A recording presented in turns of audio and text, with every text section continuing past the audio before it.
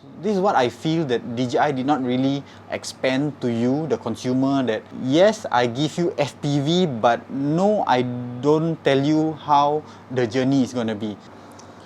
So remember in the last episode, I told you guys that I'm revamping this drone zone and then I'm putting up some foam panels to kind of soundproof it.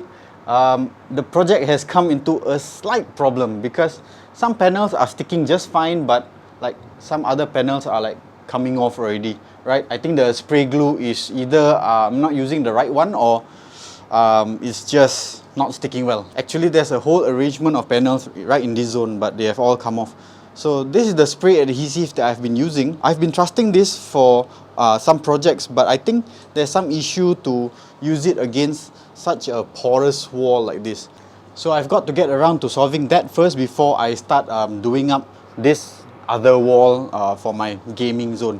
So maybe let's answer a few questions before I get to that. Okay, first up, I'm going to answer this question. What happens if you don't adjust your throttle stick and fly in manual? Will it stay in hover mode? The moment you go into manual mode, if you're in mode 2 controls, your left stick will no longer be altitude control, it will be throttle actually. So you can power the drone, power the motors from 0 to 100%, like a car or motorbike throttle, just the same. If you were to keep the sticks in the center, it won't hover, alright, because the power given to the drone will be like 50% motor power. So the drone will actually start rising. It won't hover in place. So personally, I've flown the drone without adjusting the sticks. It's a bit of a challenge because you keep having to fight the stick centering, and it risks that the drone may fly away if you leave it at the center. I advise that you should be loosening the sticks so that you can have better articulation of the controls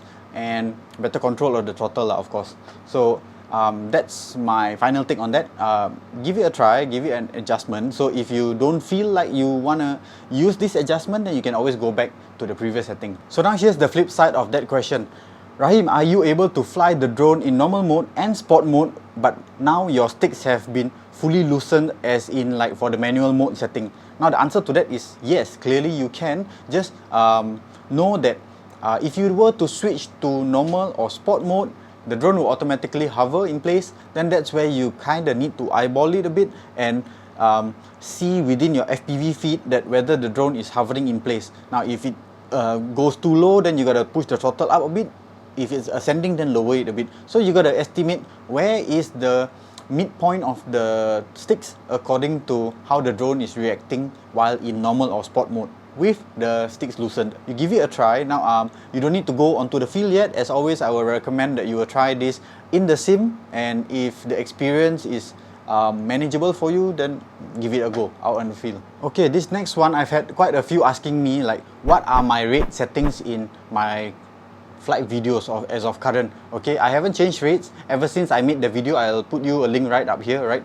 These are the rates that I've been using. They are a very good mix of the capability for you at full stick deflection to be able to do the flips and the rolls at a higher speed, but at the same time having softer, manageable center stick control for your smooth cinematic flying. Alright, so I recommend that you give them a try them in the sim. You can input your rates there too, and then if you like them, then bring it out on the field. Okay, so I thought I'd want to answer one more question, but I see quite a number are asking about simulators. So why not I'll just cover the topic as a whole.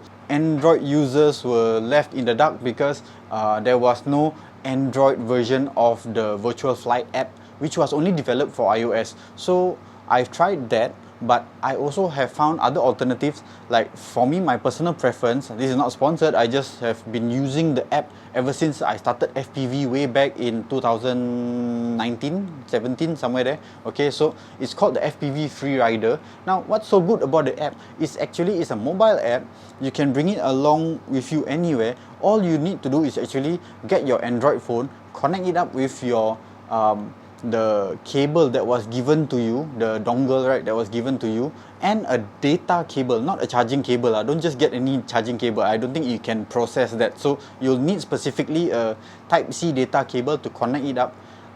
If there's some connection issue, try to swap it around. Okay, that's what I did. I can't I think you'll have to have a look at this video right here, which I guide you along on how you'll do up the connection from your controller onto the app itself. I highly recommend that before you go and fly out in manual mode, right, definitely try flying manual in simulator first, because it will be quite a shock to many that how different the controls are. Yeah, and it also has caused many crashes out there. So you kind of want to get that muscle memory going on. This is what I feel that DJI did not really expand to you, the consumer, that yes, I give you FPV, but no, I don't tell you how the journey is going to be, because it's going to be a tough journey. It's not as simple as when you are flying in normal and sport modes where you can just, things go wrong, just hover in place, alright? It's FPV in manual mode. The drone needs every single input from you,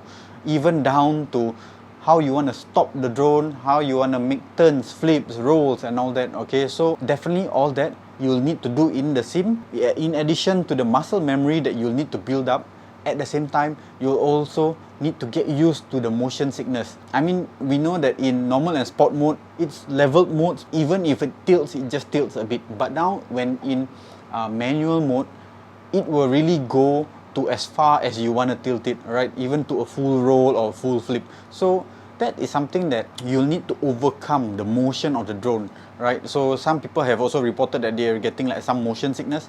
It's perfectly fine. It gets to all of us, alright? Even myself, when I was starting out also, I did feel dizzy the first few times I was on FPV. So you're not expected to get used to that kind of motion in the long periods. Like for example, like 10-15 minutes.